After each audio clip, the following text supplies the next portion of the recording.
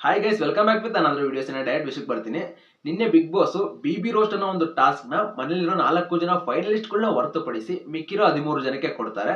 So ಈ task ನ main ಉದ್ದೇಶ ಬಂದ್ಬಿಟ್ಟು ಫೈನಲಿಸ್ಟ್ಗಳನ್ನ ಮನೋರಂಜನೆ ಮಾಡೋದು ಅಥವಾ ಎಂಟರ್ಟೈನಿಂಗ್ ನ ಮಾಡೋದು. ಅಂಡ್ ಇದ್ರ ಜೊತೆಗೆ ಪ್ರತಿಯೊಬ್ಬರಿಗೂ ಒಂದು ಟ್ಯಾಲೆಂಟ್ ನ ತೋರಿಸೋದಕ್ಕೆ ಅವಕಾಶ ಸಿಗಬೇಕು, ಪರ್ಫಾರ್ಮೆನ್ಸ್ ಮಾಡೋದಕ್ಕೆ ಅವಕಾಶ ಸಿಗಬೇಕು ಅಂತ ಬಿಗ್ ಬಾಸ್ ಸ್ವತಃ 2 ಟೀಮ್ಗಳನ್ನಾಗಿ ಮಾಡ್ತಾರೆ. ಮೊದಲನೇ ಟೀಮು ಗಿಲ್ಲಿ ಅವರದು, ಎರಡನೇ ಟೀಮು ಚಂದ್ರಪ್ರಭು ಅವರದು. ಅಂಡ್ ಗಿಲ್ಲಿ ಅವ್ರ ಟೀಮ್ ಅಲ್ಲಿ ಕಾವ್ಯ ಅವರು, ಗಿಲ್ಲಿ ಅವರು, ಅಭಿಷೇಕ್ ಅವರು, ಸ್ಪಂದನ್ ಅವರು, ಮಲ್ಲಮ್ಮ ಅವರು ಹಾಗೂ ಡಾಕ್ ಸತೀಶ್ ಅವರು ಇರ್ತಾರೆ. ಅಂಡ್ ಇನ್ನು ಎರಡನೇ ಟೀಮ್ ಚಂದ್ರಪ್ರಭು ಅವರಲ್ಲಿ ಚಂದ್ರಪ್ರಭು ಅವರು, ಧನುಷ್ ಅವರು, ಧ್ರುವಂತು, ಜಾನ್ವಿ, ಮಂಜು ಭಾಷಿಣಿ, ಅಶ್ವಿನಿ ಅವರು, ರಕ್ಷಿತಾ ಶೆಟ್ಟಿ ಅವರು ಇರ್ತಾರೆ. ಸೊ ಎರಡು ಟೀಮ್ ಅಲ್ಲಿ ಒಂದು ಸಖತ್ ಎಂಟರ್ಟೈನಿಂಗ್ ನ ಮಾಡಿದ್ರು, ಪ್ರತಿಯೊಬ್ರು ಟ್ಯಾಲೆಂಟ್ ನ ತೋರಿಸಿದ್ರು. ನಮ್ಗಂದ್ರು ಪರ್ಸನಲಿ ನಕ್ಕು ಸಾಕಾಯ್ತು. ಅಂಡ್ ಇದನ್ನೆಲ್ಲಾ ನೋಡ್ತಿದ್ರೆ ಪ್ರತಿಯೊಬ್ಬರಿಗೂ ಒಂದೊಳ್ಳೆ ಟ್ಯಾಲೆಂಟ್ ಇದೆ, ಒಂದೊಳ್ಳೆ ಪೊಟೆನ್ಶಿಯಲ್ ಇದೆ. ಸೊ ಯಾಕೆ ಇವ್ರು ಇದನ್ನೆಲ್ಲ ಯೂಸ್ ಮಾಡ್ಕೊಳ್ಳಿಲ್ಲ ಎರಡನೇ ವಾರದಲ್ಲಿ ಅಂತ ಅನಿಸ್ತಾ ಇದೆ.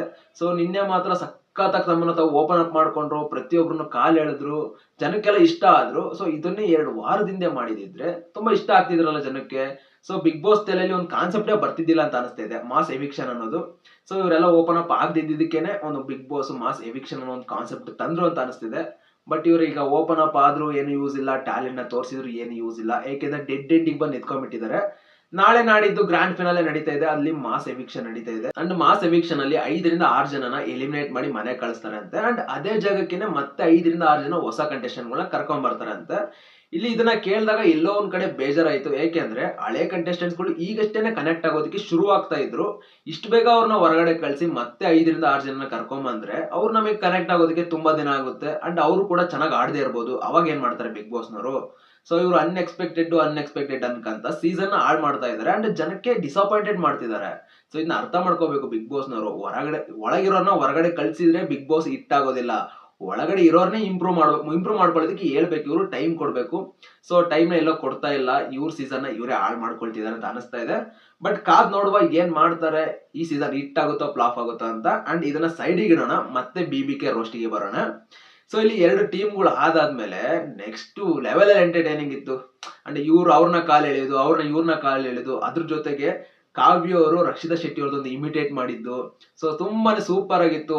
ಯಾರೋ ಒಂದು ಪರ್ಸನಲಿ ತಗೊಳ್ಳಿಲ್ಲ, ಏನೇ ಒಂದು ಎಂಟರ್ಟೈನಿಂಗ್ ಮಾಡಿದ್ರು, ಅವ್ರ ಮೇಲೆ ಏನೋ ಒಂದು ಕಾಮಿಡಿ ಮಾಡಿ ಮಾತಾಡಿದ್ರು, ಅದೊಂಥರ ಫನ್ ತಗೊಂಡ್ರು. ಸೊ ಈ ಒಂದು ಮನೋಭಾವನೆ ಬೇಕು ಬಿಗ್ ಬಾಸ್ ಮನೇಲಿ, ಆಗ ಮಾತ್ರ ಬಿಗ್ ಬಾಸ್ ಸಖತ್ ಹೋಗುತ್ತೆ ಎಂಟರ್ಟೈನಿಂಗ್ ಮುಖಾಂತರ. ಸೊ ಬರೀ ಜಗಳ ಮಾಡೋದು, ಅವ್ರ ಮೇಲೆ ಇವ್ರು ಚಾಡಿ ಹೇಳೋದು ಎಲ್ಲ ಬಿಗ್ ಬಾಸ್ ಈ ತರನು ಕಾನ್ಸೆಪ್ಟ್ ನ ತಗೊಂಡ್ಬರ್ಬೋದು ಅಂತ ನಿನ್ನೆ ಒಂದೊಳ್ಳೆ ತೋರ್ಸ್ಕೊಟ್ರು.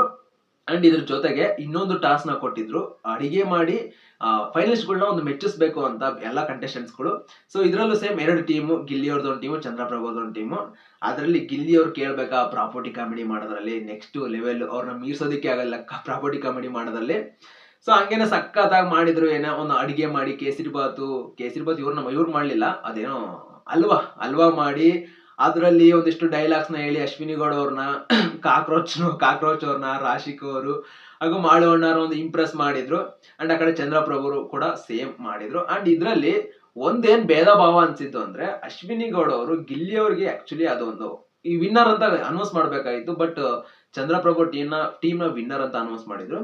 ಬಟ್ ಎಲ್ಲೋ ಟೀಮ್ ಹಂಗೆ ಒಂದು ಸಖತ್ತಾಗಿ ಕಾಂಪಿಟೇಷನ್ ಕೊಟ್ಟು ನಗ್ಸಿದ್ರು. ಬಟ್ ಎಲ್ಲೋ ಒಂದ್ ಕಡೆ ಬಹಳ ಬೆಸ್ಟ್ ಅಂತ ಕೊಟ್ಟಿದ್ದು ಗಿಲ್ಲಿ ಅವರು.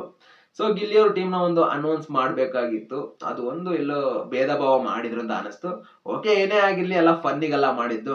ಇದೆಲ್ಲ ಆದಾದ್ಮೇಲೆ ವಿನ್ ಆಗಿರೋ ಟೀಮ್ಗೆ ಬಿಗ್ ಬಾಸ್ ಡಿನ್ನರ್ ಪಾರ್ಟಿನ ಕೊಟ್ಟಿದ್ರು. ಸೊ ಬಿರಿಯಾನಿ ಊಟ, ರೋಟಿ, ಚಿಕನ್ ಕರಿ ಸಖತ್ತಾಗಿ ಎಂಜಾಯ್ನ ಮಾಡಿದ್ರು. ಅಂಡ್ ಗಿಲ್ಲಿ ಅವ್ರು ಮಾತ್ರ ಬೇಜಾರ್ ಮಾಡ್ಕೊಂಡ್ ನಿಂತ್ಕೊಂಡಿದ್ರು, ನನಗ್ ಬರ್ಬೇಕಾಗಿತ್ತು, ಆ ಕಡೆ ಹೋಗ್ಬಿಡುತ್ತಲ್ಲ ಅಂತ. ಆದ್ರೂ ಸುಮ್ನೆ ಕೂರ್ತಾರ ಅವರು. ಅದ್ರಲ್ಲೂ ಹೋಗಿ ಮಜಾ ಮಾಡಿ ಅದ್ರಲ್ಲಿ ಏನೋ ಬಿರಿಯಾನಿ ಪೀಸ್ ನ ತಿನ್ಕೊಂಡ್ಬಂದು, ಸೊ ಟೋಟಲಿ ಫುಲ್ ಮಜಾ ಇತ್ತು. ಒಂದು ಅರ್ಧ ಗಂಟೆ ಅಲ್ಲ, ಅರ್ಧ ಎಪಿಸೋಡೇ ಫುಲ್ ಮಜವಾಗಿ ಹೋಯ್ತು ನಿನ್ನೆ ಬಿಗ್ ಬಾಸ್. ನೆಕ್ಸ್ಟ್ ಲೆವೆಲ್ ಈ ತರ ಇದ್ರೆ ಯಾರು ಒಂದು ಆಡಿಯನ್ಸ್ಗೆ ಬೇಜಾರೇ ಆಗೋದಿಲ್ಲ. ಒಂದು ಈ ತರ ತಗೊಂಡ್ ಹೋಗ್ಬೇಕು, ಬರೀ ಜಗಳ ಅದ್ರದ್ದೆಲ್ಲ ತಗೊಂಡ್ ಹೋಗ್ಬಾರ್ದು. ಅಂಡ್ ಆಕ್ಚುಲಿ ನಿಜವಾದ ಬಿಗ್ ಬಾಸ್ ಆಟ ಶುರುವಾಗಿದೆ ಇವಾಗ. ಏಕೆ ಅಂದ್ರೆ ಎಲ್ಲರೂ ಅಷ್ಟೊತ್ತು ಎಂಜಾಯ್ ಮಾಡಿ ಖುಷಿಯಿಂದ ಹೋಗಿ ಮಲ್ಕೊಂಡಿದ್ರು. ಇದೇ ಸಂದರ್ಭದಲ್ಲಿ ಬಿಗ್ ಬಾಸ್ ಸೈರನ್ ಹಾಕಿ ಪ್ರತಿಯೊಬ್ಬರನ್ನು ಎದಳಿಸಿ ಗಾರ್ಡನ್ ಏರಿಯಾಗೆ ಬರಕ್ ಹೇಳಿದ್ರು. ಸೊ ಅವಾಗ ಅಪ್ರಾಕ್ಸಿಮೇಟ್ಲಿ ಬಿಗ್ ಬಾಸ್ ನವ್ರು ತೋರಿಸಿರೋ ಪ್ರಕಾರನೇ ಟೈಮು 3:05 ಬೆಳಗಿನ ಜಾವ. ಸೊ ನೀವೇ ಯೋಚನೆ ಮಾಡಿ, ಬೆಳಗಿನ ಜಾವ 3:05 ಏನಕ್ಕೆ ಎದಳ್ಸ್ಕೊಂಡ್ ಕರ್ಕೊಂಡ್ ಬರ್ತಾರೆ? ಸೊ ಇದೇ ಮ್ಯಾಟ್ರು. ಏನಪ್ಪಾ ಅಂದ್ರೆ ಮಿಡ್ ವೀಕ್ ಎಲಿಮಿನೇಷನ್. ಸೊ ಇದೆಲ್ಲರಿಗೂ ಸಖತ್ ಕನ್ಫ್ಯೂಷನ್ ಆಗಿದೆ. 3ನೇ ವಾರದಲ್ಲಿ ಮಿಡ್ ವೀಕ್ ಎಲಿಮಿನೇಷನ್ ಆ ಬಿಗ್ ಬಾಸ್ ಅಲ್ಲಿ. ಸೊ ನಾವು ನೋಡಿರೋ ಪ್ರಕಾರ ಹಳೆ ಸೀಸನ್ ಅಲ್ಲೆಲ್ಲ ಒಂದು 50 ದಿನ ಆದ್ಮೇಲೆ ಅಥವಾ ಕೆಲವು ದಿನಗಳಾದ್ಮೇಲೆ ಮಿಡ್ ವೀಕ್ ಎಲಿಮಿನೇಷನ್ ನಡೀತಾ ಇತ್ತು. ಬಟ್ ಈ ಸೀಸನ್ ಅಲ್ಲಿ ಮಿಡ್ ವೀಕ್ ಎಲಿಮಿನೇಷನ್ 3ನೇ ವಾರದಲ್ಲಿ ನಡೀತಾ ಇದೆ ಅಂಡ್ ಫಿನಾಲೆಯಲ್ಲಿ ಮಾಸ್ ಎವಿಕ್ಷನ್ ಕೂಡ ನಡೀತಾ ಇದೆ. ಏನ್ ಗುರು ಇದು, ಅನ್ಎಕ್ಸ್ಪೆಕ್ಟೆಡ್ ಮೇಲೆ ಅನ್ಎಕ್ಸ್ಪೆಕ್ಟೆಡ್. ಸೊ ಯಾರಿಗೂ ಒಂದು ಗೆಸ್ ಕೂಡ ಮಾಡಕ್ ಆಗ್ತಿಲ್ಲ ಅಂಡ್ ಎಲ್ಲರೂ ಸಖತ್ ಕನ್ಫ್ಯೂಷನ್ ಆಗಿದ್ದಾರೆ ಈ ಸಲ ಬಿಗ್ ಬಾಸ್ ಹೆಂಗ್ ಅರ್ಥ ಮಾಡ್ಕೋಬೇಕು, ಏನ್ ನೋಡ್ಬೇಕು ಅಂತ. ಸೊ ಏನ್ ಮಾಡ್ತಾರೋ ಕಾದ್ ನೋಡುವ. ಅಂಡ್ ಮಿಡ್ ವೀಕ್ ಎಲಿಮಿನೇಷನ್ ಅಂತ ಎಲ್ಲಾರನು ಎದಳ್ಸಂಗ್ ಕರ್ಕೊಂಬಂದ್ರು. ಅದ್ರಲ್ಲಿ ಮತ್ತೆ ಮಿಡ್ ವೀಕ್ ಎಲಿಮಿನೇಷನ್ ಹಂಗೆ ಹೇಳೋದಿಲ್ಲ, ಅಲ್ಲಿ ಚದುರಂಗದ ಆಟನ ಕೊಟ್ಟಿದ್ದಾರೆ, ಅಂದ್ರೆ ಚೆಸ್ ಆಟನ ಕೊಟ್ಟಿದ್ದಾರೆ ಪ್ರತಿಯೊಬ್ಬರಿಗೂ. ಅಲ್ಲಿ ಪ್ರತಿಯೊಬ್ರು ಅವ್ರದೇ ಆದಂತ ಒಂದು ಅನಿಸಿಕೆನ ಹೇಳ್ಬೇಕು ಅಂಡ್ ಒಬ್ಬ ವ್ಯಕ್ತಿನ ಮನೆಯಿಂದ ಕಳ್ಸೋದಿಕ್ಕೆ. ಸೊ ಆಲ್ಮೋಸ್ಟ್ ಆಲ್ ಎಲ್ಲರ ಒಂದು ಅನಿಸಿಕೆ ಬಂದಿದ್ದು ಡಾಗ್ ಸತೀಶ್ ಅವ್ರ ಮೇಲೆ.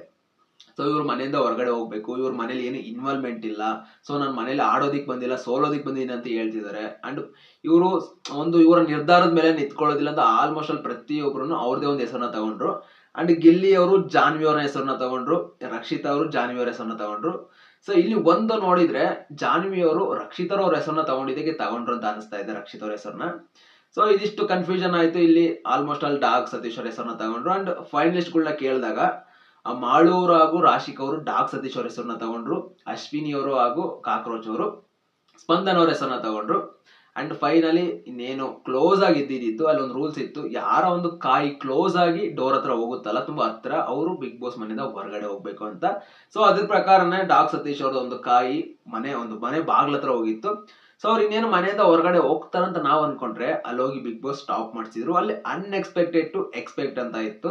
ಸೊ ಅದ್ರಲ್ಲಿ ಒಂದು ಕಾರಣ ತೆಗೀರಿ ಅಂತ ಹೇಳಿದ್ರು. ಆ ಕಾರ್ಡಲ್ಲಿ ಜನಗಳ ನಿರ್ಧಾರವೇ ಅಂತಿಮ ನಿರ್ಧಾರ ಅಂತ ಬರ್ದಿತ್ತು. ಇದನ್ನ ನೋಡಿದಾಗ ನಾನು ಕನ್ಫ್ಯೂಸ್ ಆದೆ. ಸೊ ಆಕ್ಚುಲಿ ಸತೀಶ್ ಅವ್ರು ಹೋಗ್ತಾ ಇಲ್ಲ, ಬೇರೆ ಯಾರಾದ್ರೂ ಹೋಗ್ತಾ ಇರ್ಬೋದು ಅಂತ. ಬಟ್ ಅಲ್ಲಿ ಇನ್ನೂ ಒಂದು ಟ್ವಿಸ್ಟ್ ಇತ್ತು. ಏನು ಅಂದ್ರೆ ಡಾಗ್ ಸತೀಶ್ ಅವ್ರನ್ನೇ ಜನನು ನಿರ್ಧಾರ ಮಾಡಿರೋದು ಮನೆಯಿಂದ ಹೊರಗಡೆ ಹೋಗೋದಕ್ಕಂತ. ಅಂಡ್ ಮನೇಲಿ ಒಮ್ಮತ ಕೂಡ ಡಾಗ್ ಸತೀಶ್ ಅವ್ರನ್ನ ಕಳ್ಸೋದಿಕ್ಕಂತಾನೆ ಬಂದಿರೋದು. ಆ ಕಾರಣ ಡಾಗ್ ಸತೀಶ್ ಅವರ ಒಂದು ಆಟ ಈಗ ಮಿಡ್ ವೀಕ್ ಅಲ್ಲೇ ಒಂದು ಎಂಡ್ ಆಗ್ತಾ ಇದೆ. ಸೊ ನೀವು ಈ ಕೂಡಲೇ ಒಂದು ಮುಖ್ಯ ದ್ವಾರದಿಂದ ಮನೆ ಹೊರಗಡೆ ಬರ್ಬೇಕು ಅಂತ ಹೇಳಿ ಡಾಗ್ ಸತೀಶ್ ಅವರಲ್ಲಿಂದ ಹೋದ್ರು. ಅಂಡ್ ಕೊನೆಯದಾಗಿ ಬಿಗ್ ಬಾಸ್ ಮುಗಿಯೋ ಟೈಮಲ್ಲಿ ನನಗೆ ತುಂಬಾನೇ ಬೇಜಾರಾಗಿದ್ದು ಅಶ್ವಿನಿ ಅವರು ರಕ್ಷಿತಾ ಶೆಟ್ಟಿ ಅವರಿಗೆ ಮಾತಾಡಿರೋ ಮಾತು. ಸೊ ಯಾರಾದ್ರೂ ಒಬ್ಬ ಮೆಚುರಿಟಿ ಇರೋ ಪರ್ಸನ್, ಒಂದು ತಿಳುವಳಿಕೆ ಇರೋ ಪರ್ಸನ್ ಆತರ ಮಾತಾಡ್ತಾರ, ಮುಚ್ಕೊಂಡೋಗಿ ಕೂತ್ಕೋ, ನಿನಗೇನ್ ಗೊತ್ತಾಗುತ್ತೆ, ನೀನ್ ಎಲ್ಲಿಂದ ಬಂದಿದೀಯ ಅಂತ.